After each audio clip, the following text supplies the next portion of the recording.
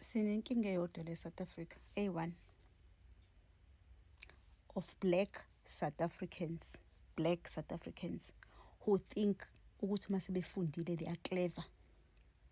There are so many educated fools abanjengawe abazobefika lana bezositshela udoti la kuma social media. If you have not lived my life and you have never lived a township, or when waphila township wahamba wafunda wayibona usungcono kunabanye abantu, if you are not living my life and not experiencing what I experience, don't come and talk rubbish. Nina senifunde ngaphezulu wonke umuntu, nisenibona ukuthi ningcono just because nihlala komhlangana ko Sandton and Zimbabwe or whatever. Qhubeka uhlale lapho and just shut your mouth. Sina soqhubeka nalento esifunayo because it's our country and our rights. Hayi, South Africa sinenkinga entshasha umacekeceke yokwanda kweyidomu eyifundile. Mina, I've never thought in my wildest dream ukuthi there will come a time where sizofunda ukuthi the higher you climb the academic ladder, the lesser and lesser your natural thinking ability becomes. Ukwanda kweyidomu eyifundile South Africa kusenza sazi ukuthi the higher you climb, umqondo uyanqundeka kancane ungabusasebenza. Nasi esinye seyidomu esesiyivezile uthi yazi bengeze ukum-attenda lo sisi lo ngoba ngibona abaningi sebemphendula ngabona ngathi hayi angayihlubi. Manje ngicasulwa ukuthi lokho eqhubekile nalento yakhe akami. Uthi ke manje kule video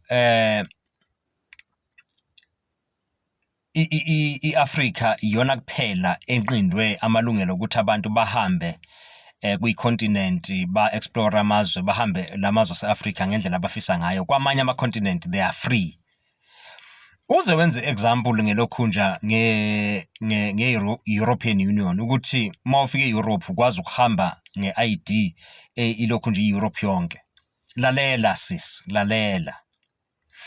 I-Europe ine European Union card replace ilokhunja i-passport kubantu base-Europe. Ine system eyodwa, tracking system eyodwa yokutracka ama-citizens ase-Europe.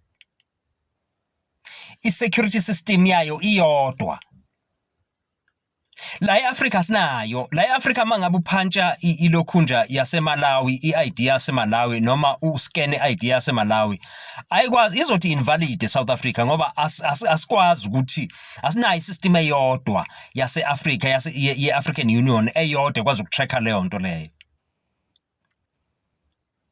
Okwesibili ukhuluma ngemngcele.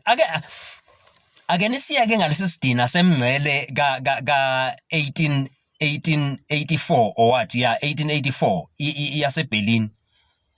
Ngoba before u-1884 i-Africa ibinama-territories, ama-kingdoms anama-territories wawo vele.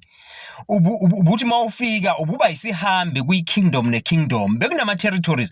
To narrow nje this thing uze i-understand kalula, ngiyeke ukuthi ngize ngihambe as far as i-Africa yonke ukusho ukuthi la bekuyi-territory yayiphi kingdom, lapha bekune-territory yayiphi kingdom. Uze nje la e-South Africa ukuze ukwazi, ngenzela ukuthi ukwazi uku-understand. Isizwe samaZulu sakhiwe 1820. Besivele sikhona before but kulo size ukuthi sibe as big as it is. Uqonda ukusitshela ukuthi isizwe samaZulu besingenalo inizwe ngoba besinezwe. Nazi nezinye izizwe zinamazwe azo, zinama-territories azo. So musana ukwenza sengathi ukuthi mangabe kufika lemngcele eyaklanywa e-Europe then bekuyima kuba nemngcele bekuyizwe lodi Africa bizwe lodi ibengelona izwe lodi Africa. Amanga lawo. So iyasicasula lento yeyidomu eyifundile ngoba yenza ukuthi sazi ukuthi kahle ukufunda lokhu kunqinda umqondo womuntu.